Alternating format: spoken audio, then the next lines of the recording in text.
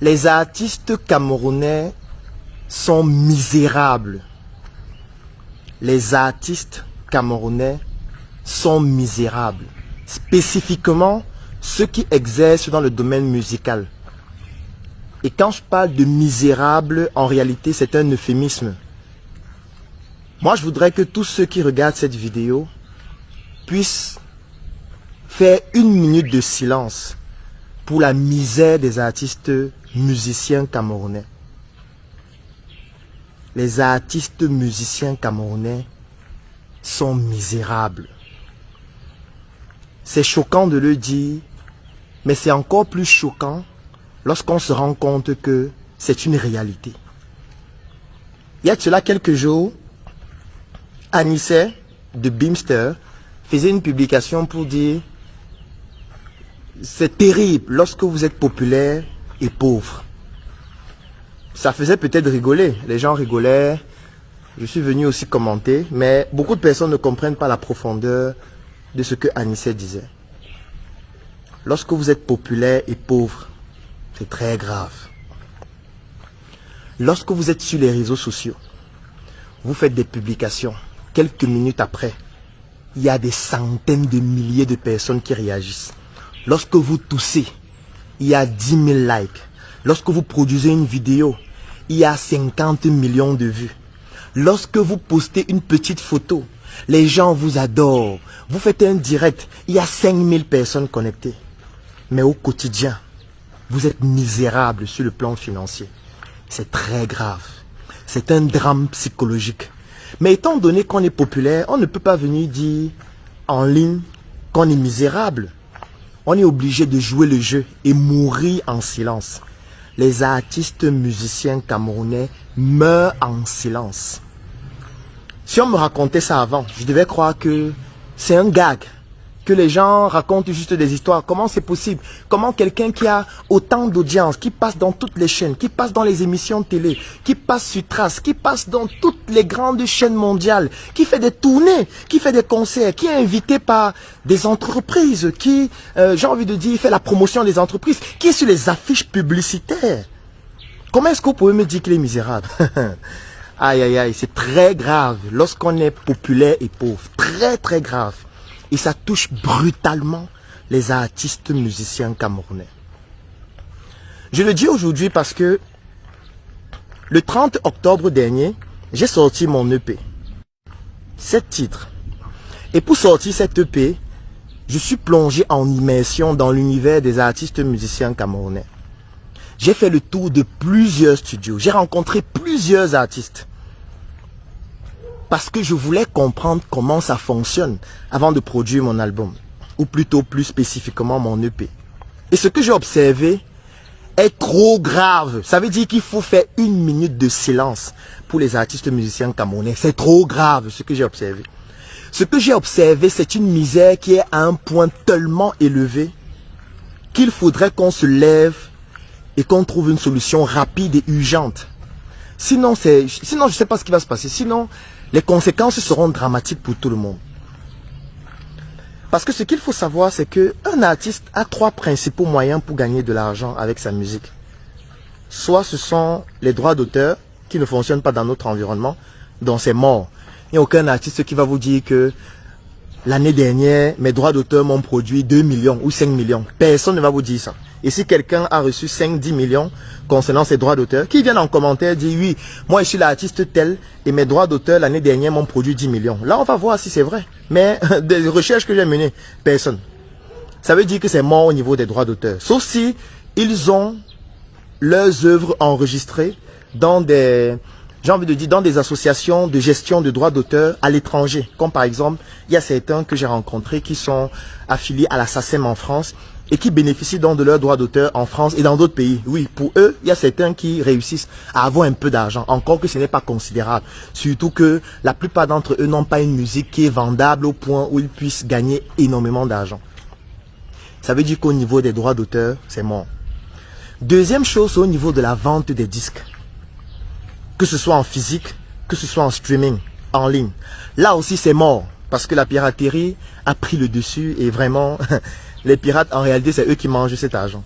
Quand vous allez voir un CD MP3 avec 200 chansons de 50 artistes différents qu'on vend à 500 ou à 300 francs, vous comprenez que les artistes en question ne gagnent pratiquement rien par rapport à cela.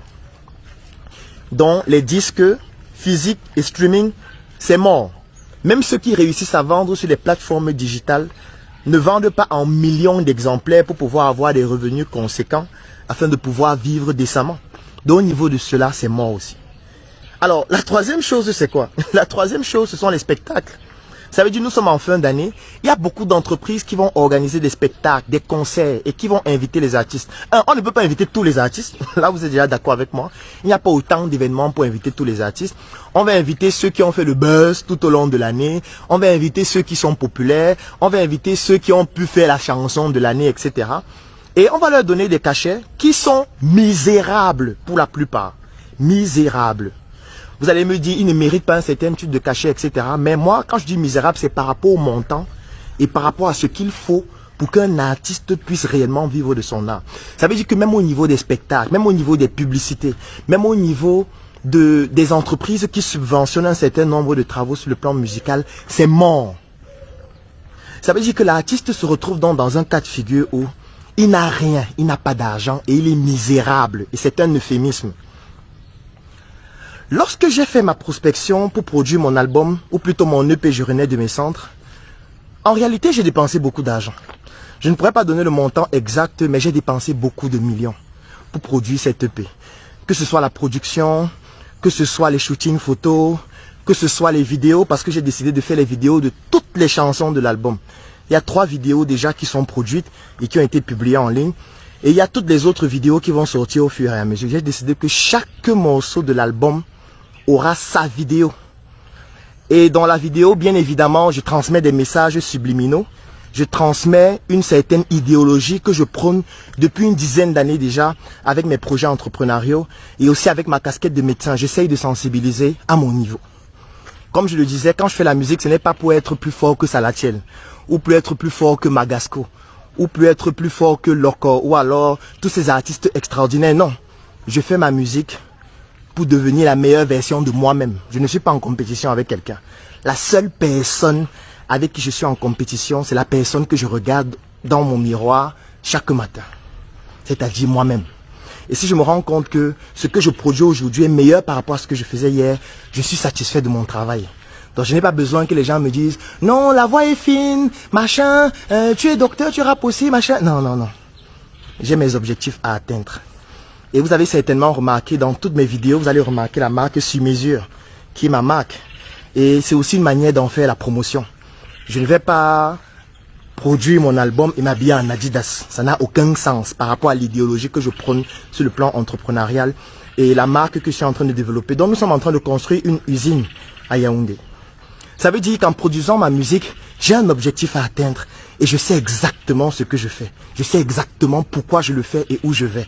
Et je peux vous dire que ça m'a coûté beaucoup d'argent de produire cette EP, de 7 titres seulement. Parce que je voulais que ce soit très bien fait. J'ai créé un site internet www.epcjn.com parce que je voulais créer mon propre circuit de distribution de ma musique. C'est ultérieurement que j'ai décidé de mettre ça sur les plateformes de streaming en ligne comme Apple Music, comme Amazon Music, etc. Mais au départ, c'est avec mes propres circuits. La musique, elle est disponible dans tous les sièges de la Startup Academy, au siège du NLC, qui est la nouvelle route Bastos, qui est mon nouvel espace que j'ai inauguré le 4 septembre dernier à la nouvelle route Bastos, à l'immeuble Y Building. Alors, pour dire qu'aujourd'hui, lorsque j'ai sorti mon EP, j'ai décidé de vendre mon EP à 10 000 francs. Mon EP, il coûte 10 000 francs. Je ne vends pas mon EP à 1000 francs ou à 500, non.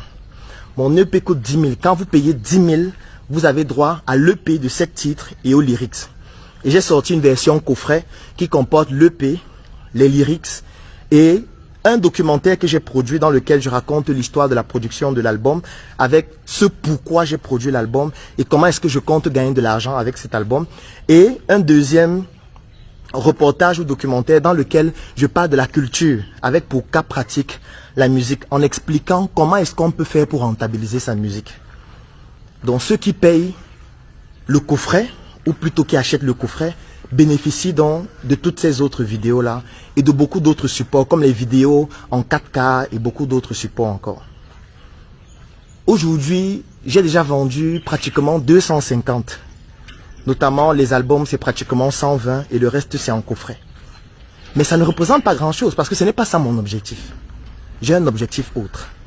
Mais moi, quand j'ai regardé ce que vivent les artistes que j'ai rencontrés, que vous connaissez mais que je ne peux pas citer parce que je ne veux pas les exposer, je me suis rendu compte qu'en réalité, il faut faire une minute de silence et il faut tout faire pour trouver une solution. Parce qu'aucun pays ne peut se développer lorsque la culture ne fonctionne pas.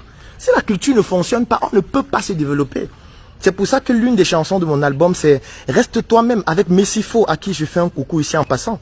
Si vous ne pouvez pas développer votre culture et permettre à votre culture de croître, le pays ne peut pas se développer, ce n'est pas possible. Vous ne pouvez pas être dans un pays où ceux qui prônent la culture sont misérables. Sont totalement misérables et vivent dans une condition extrêmement risible. Risible. Et maintenant, qu'est-ce qu'il fallait faire? Il fallait trouver un moyen qui certainement est problématique. Parce que il y a seulement certaines choses que je ne peux pas raconter. Parce que ça pourrait permettre d'identifier de qui il s'agit. Mais c'est trop grave. C'est trop grave. En fait, je me suis rendu compte même de quelque chose. Est-ce que vous savez qu'il y a certains artistes qui gagnent de l'argent en étant des FAF? Quand je dis FAF, c'est avec F majuscule. Ça veut dire des faux aux fesses. Et qu'il y a des artistes qui comprennent que au niveau des droits d'auteur, c'est mort. Au niveau de la vente de mes disques physiques et en streaming, c'est mort. Au niveau des spectacles, je ne pourrais jamais participer à beaucoup de spectacles. Donc, c'est mort. Au niveau des albums, je ne peux pas produire d'albums puisque je n'ai pas d'argent. Où est-ce qu'ils vont prendre des dizaines de millions pour produire un album, faire la promotion, passer dans les médias, organiser des spectacles, etc. Ils n'ont pas d'argent, donc ils ne peuvent pas produire d'album. Donc, ils sont obligés de se concentrer sur les singles. Quelqu'un va passer toute une année pour réfléchir aux singles, à The Chanson, qui va faire le buzz pour qu'avec cette chanson-là, ils puissent un peu gagner d'argent. Ça, ce n'est pas la musique. Ça, c'est la musique. Ça, c'est, j'ai envie de dire, comment on peut même exprimer ça? Ça veut dire que la situation économique est tellement tragique au point où on est obligé d'essayer de faire le buzz. Parce qu'on veut qu'une chanson puisse réussir et que ça permette qu'on nous invite partout et on gagne un peu d'argent et après, basta, on arrête. Ça, ce n'est pas la musique qu'on est en train de faire. On est en train de travestir notre art, travestir notre culture. Parce qu'on est pauvre et misérable. Et on est misérable parfois parce qu'on ne met pas un côté business dans ce qu'on fait. On ne met pas un côté business. Si Claudel dit maintenant que mettons un côté business, on m'a dit que c'est un charlatan. On dit non, il a fait quoi? Ok. Moi, je ne vais pas vous parler de ce que moi je fais. Je vais parler de ce que j'ai observé. Et étant donné que l'artiste n'a donc pas d'argent pour financer tout ça, il y a donc un manager qui va jouer un jambo, comme Anissé dit souvent, que investir sur un artiste, c'est comme jouer un jambo. Ça veut dire qu'il va se dire, ok, toi là, tu n'es pas mal. Je ne peux pas financer toutes tes chansons parce que je n'ai pas assez d'argent. Donc bats-toi pendant toute cette année, fais une chanson. On va se battre pour faire un bon clip. Pour faire un bon clip, ça coûte cher. On va se battre pour enregistrer dans un bon studio. On va se battre pour faire une promotion et je vais financer tout ça. Et c'est tout à fait normal que lorsque ça rapporte des revenus, que le manager se retrouve en train de prendre une grande partie. Encore que même parfois, comme c'est le Njambo, puisque la chanson ne va pas forcément fonctionner, puisque tous les autres font pratiquement la même chose. On se retrouve avec plusieurs singles sur le marché. Certains ont une durée de vie qui est équivalente à l'éjaculation d'un éjaculateur précoce. Et puis après, qu'est-ce qui se passe? Ça s'arrête. L'artiste rentre dans sa cabane au quotidien et se bat pour essayer de créer un nouveau buzz qui va faire qu'on le remarque un peu parce que sur le plan musical, il est stérile. Et il ne produit aucun spermatozoïde qui soit capable de féconder un ovocyte. Mais c'est trop grave ce qui est en train de se passer. Et ce qui se passe donc c'est quoi? Étant donné qu'ils sont donc populaires et pauvres, populaires et misérables, l'avantage qu'ils ont, c'est que voilà, il y a des fans qui les aiment. Quand ils passent dans la rue, les gens disent, je veux qu'on fasse un selfie. Quand on les invite parfois dans certains bars, où on leur donne 50 000 francs, 100 000 francs, quand on les invite parfois dans certains événements, où on dit que bon, ok, on va te motiver un peu, on fait ta promotion, on va pas rien te donner, mais on t'aide parce que voilà, on va faroter sur toi. Les gens sont contents, les gens les aiment.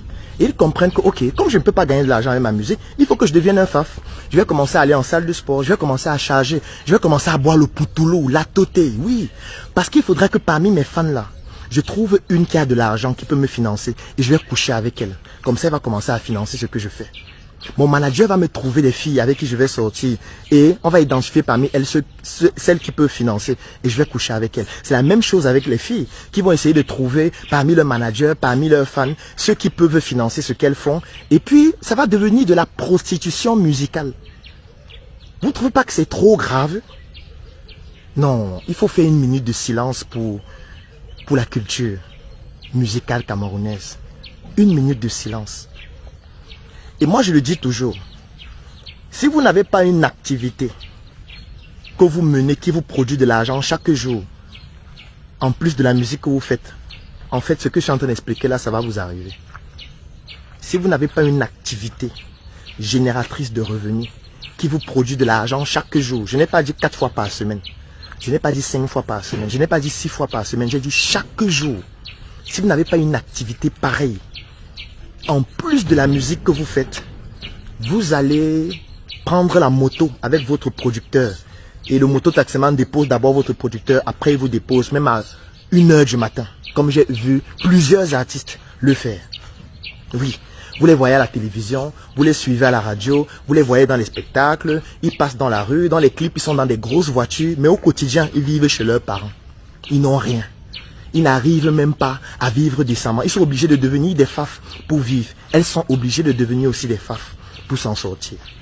Nous devons faire une minute de silence pour la culture musicale camerounaise et tout faire pour que nos artistes ne nous produisent pas du n'importe quoi. Parce qu'en réalité, ils sont tellement misérables que tout ce qu'ils peuvent faire, c'est d'essayer de créer le buzz. Qu'est-ce qu'ils vont faire d'autre? Quoi?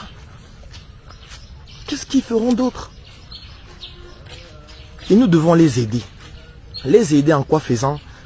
Parfois, en partageant aussi notre expérience. Parce que les gens ne parlent pas. Les gens ne parlent pas. Les gens restent calmes, ils ne disent rien.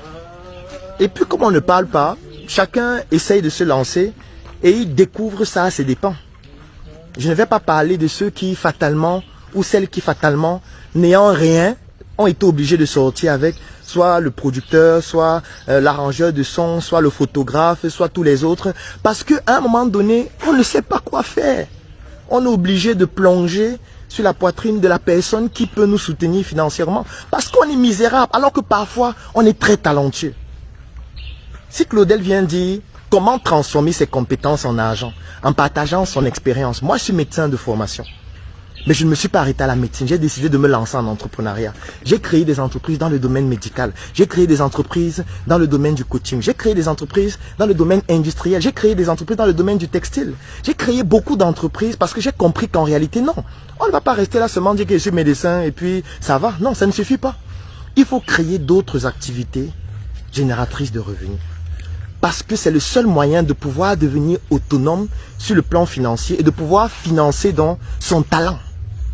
Et vous pouvez donc transformer vos compétences en talent. Mais quand je vais le dire, on va dire, il vend les formations, il vend les rêves. D'accord, allez coucher avec vos stars. Allez coucher avec vos fans parce que vous voulez que vos fans vous financent. Allez devenir des matelas sexuels pour pouvoir promouvoir votre stupidité musicale. Ça peut paraître choquant ce que je dis, mais c'est choquant ce que j'ai vu. C'est choquant ce que j'ai découvert. Et il faut que ça s'arrête. Il faut que ça s'arrête. On ne peut pas avoir des personnes aussi talentueuses qui tombent dans des travers aussi graves. En tout cas, bonne journée. NRC, le monde.